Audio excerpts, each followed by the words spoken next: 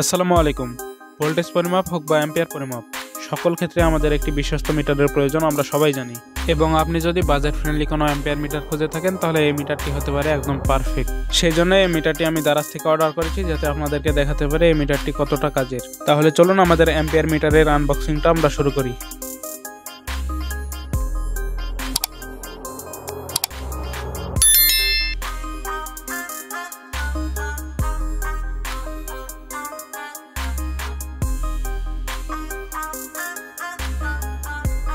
এবং খোলার পরে দেখতে পাচ্ছেন আমাদের মূল অ্যাম্পিয়ার মিটারের প্যাকেটটি আমরা দেখতে পাচ্ছি, এবং আমাদের অ্যাম্পিয়ার মিটারটি ভেতরে দেখা যাচ্ছে।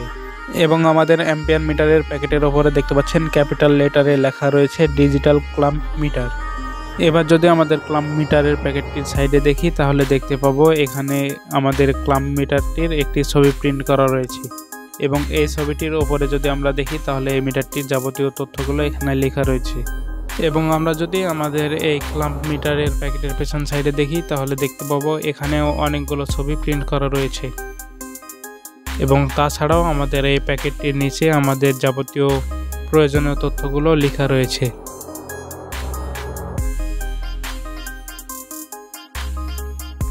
তো চলুন আমাদের এই অ্যাম্পিয়ার মিটারের প্যাকেটটিও আমরা খুলে দেখি।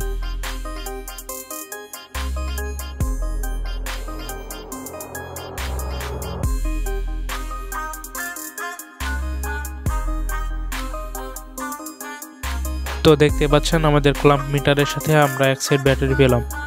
তো আমাদের এই মিটারটির মাধ্যমে যে কোনো কাজ করার আগে আমাদের এই মিটারে এই দুটি ব্যাটারি ইনস্টল করে নিতে হবে, তাছাড়া কিন্তু আমাদের এই ক্লাম্প মিটারটি কাজ করবে না।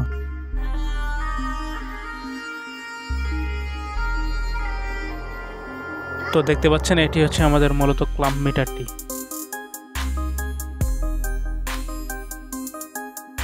এটি হচ্ছে আমাদের ডিজিটাল ক্লাম্প মিটারের ইউজার ম্যানুয়াল। এবং ইউজার ম্যানুয়ালটির ওপরে দেখতে পাচ্ছেন লেখা রয়েছে ডিজিটাল ক্লাম্প অন মাল্টিমিটার। এটার মডেল নাম্বার হচ্ছে 87। এবং লেখাটির নিচে দেখতে পাচ্ছেন ডিভাইসটির একটি ছবি প্রিন্ট করা রয়েছে। আমাদের এই ক্লাম্প মিটারটির A to Z তথ্য আমরা এই ইউজার ম্যানুয়ালের মাধ্যমে পেয়ে যাব। এই ইউজার ম্যানুয়ালটি পড়ার মাধ্যমে আমাদের অ্যাম্পিয়ার মিটারটি কিভাবে ব্যবহার করতে হয় সে সম্পর্কে সঠিক একটি ধারণা পেতে পারি। তো দেখতেই পাচ্ছেন আমাদের ইউজার ম্যানুয়ালটি কত বড়। এটার মাধ্যমে আমাদের ক্লাম্প মিটারের A to Z তথ্য আমরা পেতে পারি। আমাদের এখানে ছবি সহ আমাদের ক্লাম্প মিটারটির প্রত্যেকটি পয়েন্ট উল্লেখ করে সব তথ্যগুলো দেওয়া রয়েছে। তো দেখতে পাচ্ছেন ক্ল্যাম্প মিটারের সাথে আমরা গোল্ডম্যান কোম্পানির দুইটি ব্যাটারি পেয়েছি। এবং আমাদের ক্ল্যাম্প মিটারের ব্যাটারি দুটি একসাথে সিল করে রাখা রয়েছে। এবার চলুন আমাদের মূল ক্লাম্প মিটারের প্যাকেটটি আমরা ওপেন করি।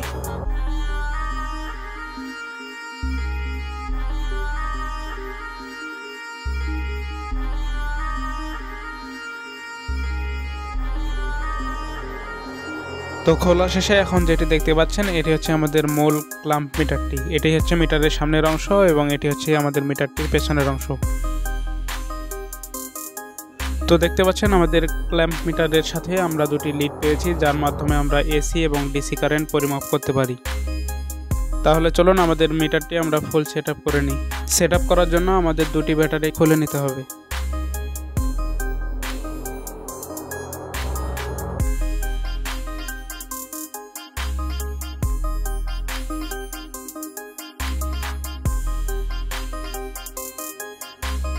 তো খোলার পরে আমরা এখন আমাদের এই ক্লাম্প মিটারটির পেছনের ব্যাকপার্টটি খুলে নেব।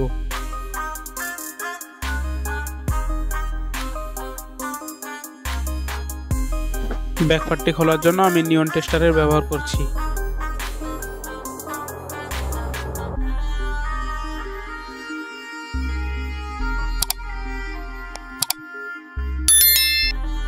তো খোলার পরে দেখতে পাচ্ছেন আমাদের এই অংশে দুটি ব্যাটারি সেট আপ করতে হবে। চলুন আমরা ব্যাটারি দুটি সেট আপ করে নিই।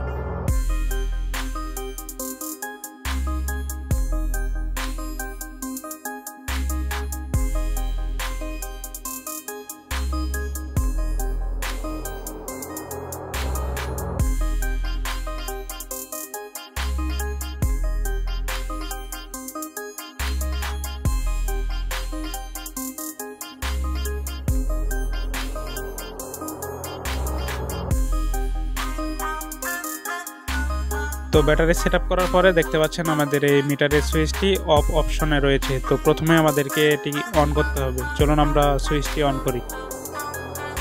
তো সুইচটি অন করার সঙ্গে সঙ্গে দেখতে পাচ্ছেন আমাদের মিটারের এক সাইডে 1 লেখাটি চলে এসেছে, তার মানে আমাদের মিটারটি এখন অন রয়েছে।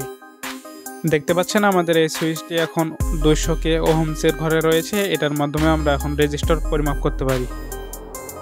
তো রেজিস্টার পরিমাপ করার জন্য আমাদের প্রথমে এই লিড দুটি আমাদের মিটারে সেটআপ করে নিতে হবে। চলুন আমাদের এই লিড দুটি আমরা মিটারের সঙ্গে সেটআপ করে নিই।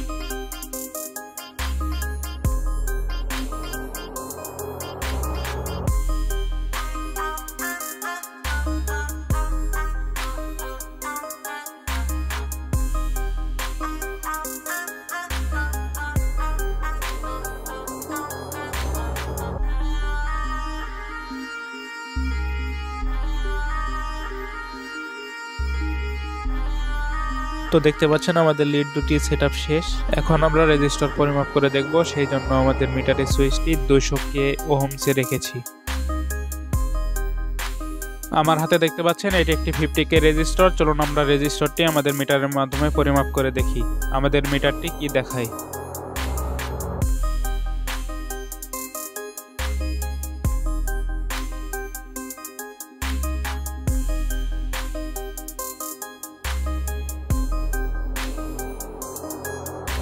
তো দেখতে পেলেন আমাদের মিটারটি খুবই সুন্দরভাবে আমাদের রেজিস্টারটি পরিমাপ করে দেখিয়ে দিল।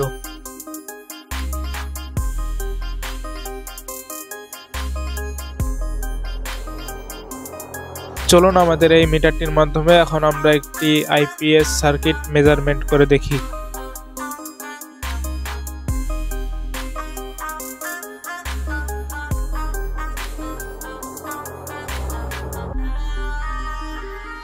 চলুন আমরা একটি ডায়োড পরিমাপ করে দেখি।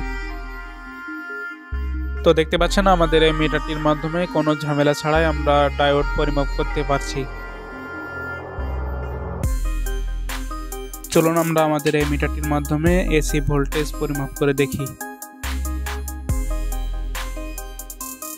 তো দেখতে পাচ্ছেন আমাদের এই মিটারটির লিড দিয়ে আমাদের ভোল্টেজ মাপতে সমস্যা হতে পারে, সেজন্য আমরা এই বোর্ডটির পেছন সাইড থেকে আমরা ভোল্টেজটা মেজারমেন্ট করব।